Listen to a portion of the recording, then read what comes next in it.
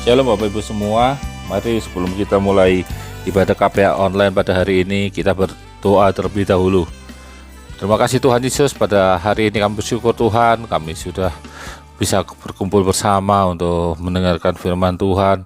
Biar Engkau memberkati kami Tuhan, memberkati hati pikiran kami, telinga kami, agar kami bisa mengerti apa yang Tuhan ingin sampaikan. Berfirmanlah Yesus, kami siap mendengarkan firman-Mu. Di dalam nama Tuhan Yesus kami sudah berdoa. Haleluya. Amin.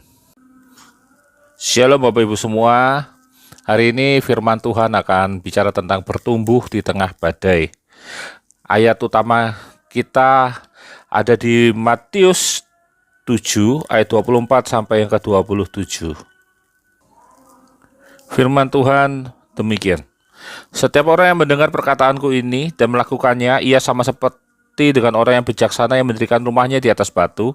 Kemudian turunlah hujan dan datanglah banjir, lalu angin melanda rumah itu, tetapi rumah itu tidak rubuh sebab didirikan di atas batu.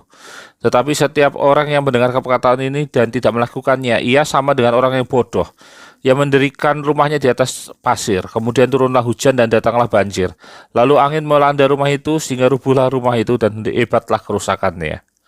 Tentu pesan utama dari ayat ini, kalau kita bicara tentang dua macam dasar, adalah bagaimana badai itu kemudian menyingkapkan rumah itu dibangun di atas apa? Apakah di atas batu ataukah di atas pasir? Bapak Ibu yang dikasih Tuhan, kalau kita melihat dua rumah berdiri bertampingan pada hari yang cerah, mungkin akan sulit membedakan mana yang benar-benar kuat, mana yang benar-benar kokoh dan dibangun dengan benar, ataukah mana yang sebenarnya bermasalah. Keduanya terlihat bagus dan berdiri tegak. Tetapi kita tunggu saja sampai hujan turun. Jika angin bertiup atau ada air bah atau air rob, air banjir dan tanah mulai bergerak, barulah terlihat mana rumah yang sungguh-sungguh kuat dan mana yang terlihat kuat. Begitu juga dengan kehidupan kita, ketika pekerjaan lancar, keluarga baik, kebutuhan tercukupi, dan tubuh sehat, kita akan mudah merasa kuat. Tetapi ketika badai kehidupan sering datang tanpa pemberitahuan, masalah pekerjaan, usaha menurun, persoalan keluarga, relasi rusak, atau rencana yang gagal, pada saat itulah bukan hanya keadaan kita yang diuji, melainkan fondasi kehidupan kita juga mulai terlihat. Bacaan Matius 7 ayat 24 sampai 27 ini, Yesus menggambarkan orang yang mendengarkan perkataannya dan melakukannya seperti orang bijaksana yang membangun rumah di atas batu. Hujan, banjir, dan angin menghantam rumah itu, tetapi rumah itu tetap berdiri karena apa? Dasarnya kuat. Sebaliknya, orang yang mendengarkan tapi tidak melakukannya seperti orang yang membangun di atas pasir. Ketika badai datang, rumah itu roboh. Rumah pertama terkena badai, rumah kedua juga terkena badai. Perbedaannya adalah di fondasinya. Dari bacaan ini, kita bisa belajar tentang tiga hal. Yang pertama adalah badai itu menyingkapkan fondasi kita. Selama cuaca cerah, tentu rumah di atas batu dan rumah di atas pasir nggak terlihat mana yang lebih baik, mana yang lebih buruk. Semuanya terlihat baik. Demikian juga hidup kita, selama semuanya berjalan sesuai keinginan, kita mungkin tidak pernah bertanya, sebenarnya hidup kita ini sudah kuat atau belum. Kadang ketenangan kita dibangun di atas pekerjaan, uang, atau manusia. Semua itu memang penting, tapi semuanya dapat berubah. Ketika badai datang, sesuatu yang tersembunyi mulai terlihat. Kita mungkin sadar bahwa kita mudah takut, sulit percaya, mudah marah, terlalu bergantung pada manusia. Badai itu tidak selalu menciptakan kehancuran. Kadang badai hanya memperlihatkan keretakan yang selama ini tersembunyi. Seharusnya ketika badai itu datang, yang kita perlu pikirkan pertama adalah bukan hanya soal kata mengapa ini terjadi, melainkan Tuhan, apa yang sedang Kau tunjukkan kepada saya dalam hidup ini. Badai itu seringkali datang punya tujuan yang baik. Badai itu datang karena kita punya kelemahan yang harus diperbaiki. Badai itu datang bukan karena kita baik, tapi mungkin karena sesuatu yang buruk yang selama ini kita lakukan itu mulai menuai hasil. Karena itu ketika badai datang, dia akan menyingkapkan sebenarnya fondasi kita, menyingkapkan sebenarnya siapa kita. Yang kedua yang kita pelajari adalah badai itu menunjukkan bagian yang harus diperkuat. Kalau dinding rumah mulai retak setelah hujan besar, kita memeriksanya, mungkin kita akan berkata mengapa ini bisa retak. Dan bagian mana yang lemah dan apa yang harus diperbaiki. Demikian juga kehidupan rohani kita. Yakobus 1 ayat 2-4 berkata demikian. Saudara-saudaraku, anggaplah sebagai suatu kebahagiaan apabila kamu jatuh ke dalam berbagai-bagai pencobaan. Sebab kamu tahu bahwa ujian terhadap imanmu itu menghasilkan ketekunan. Dan biarkanlah ketekunan itu memperoleh buah yang matang, supaya kamu menjadi sempurna dan utuh dan tidak kekurangan suatu apapun.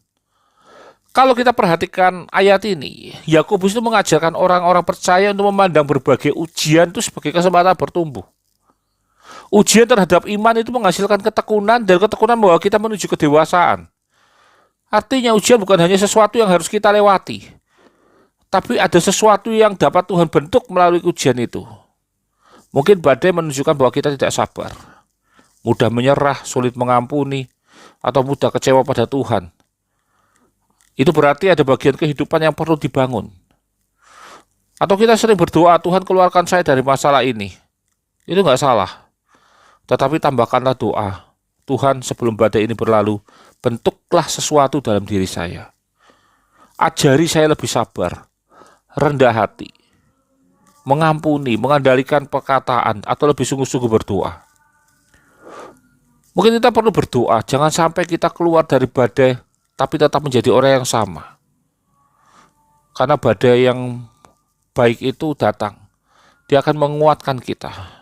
Dia tidak akan menghancurkan kita. Mungkin kita harus membangun kembali dari awal, tapi kita akan membangun kembali sesuatu yang lebih baik daripada sebelumnya. Hal yang ketiga, bertumbuh bukan berarti badai langsung berhenti. Kadang kita berpikir kalau sudah berdoa dan percaya, masalah harus segera selesai. Tetapi kehidupan orang percaya bukan tentang kehidupan tanpa kesulitan. Dalam Roma 5 ayat 3 sampai yang kelima, firman Tuhan berkata gini, dan bukan hanya itu saja, kita malah bermegah juga dalam kesengsaraan kita, karena kita tahu bahwa kesengsaraan itu menimbulkan ketekunan, dan ketekunan menimbulkan tahan uji, dan tahan uji menimbulkan pengharapan.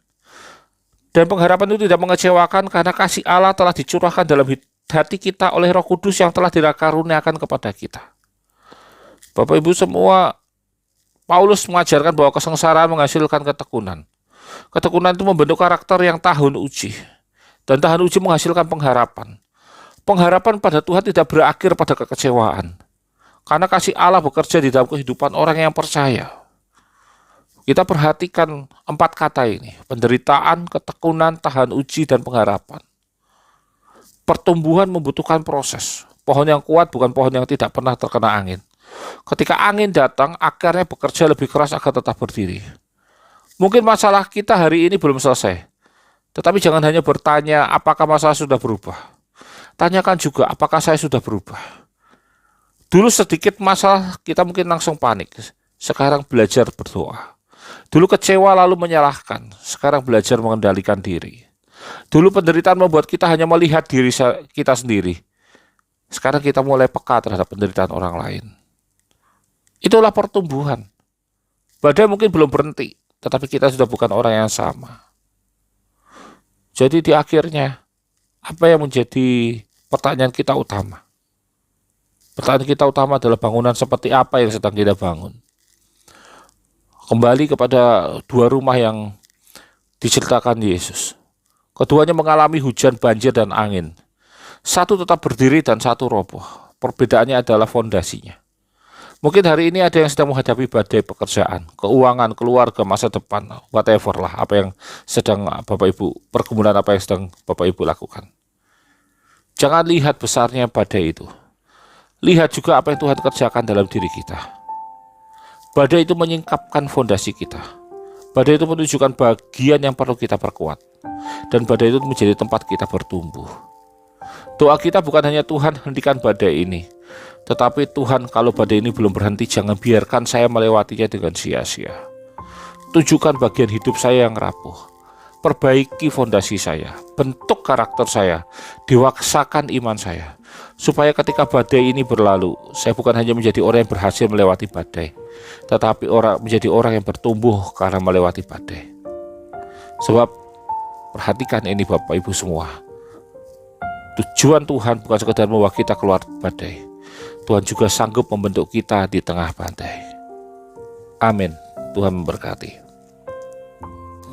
Kita sudah mendengarkan firman Tuhan, mari kita berdoa. Terima kasih Tuhan Yesus, hari ini Engkau mengingatkan kami agar kami tetap bertumbuh, berkembang dimanapun dan apapun yang sedang terjadi dalam hidup kami. Biarlah setiap badai yang sedang kami hadapi ini menguatkan kami, memurnikan kami, membuat kami menjadi lebih kuat lagi, dan hidup kami Tuhan bisa berpadanan pada Engkau. Terima kasih Bapa, terima kasih Roh Kudus. Biarlah firman Tuhan ini Tuhan tidak pulang dengan sia-sia, tapi bertumbuh, berbuah dan berbuat tetap dalam hidup kami. Di dalam nama Tuhan Yesus kami berdoa dan mengucap syukur. Haleluya. Amin.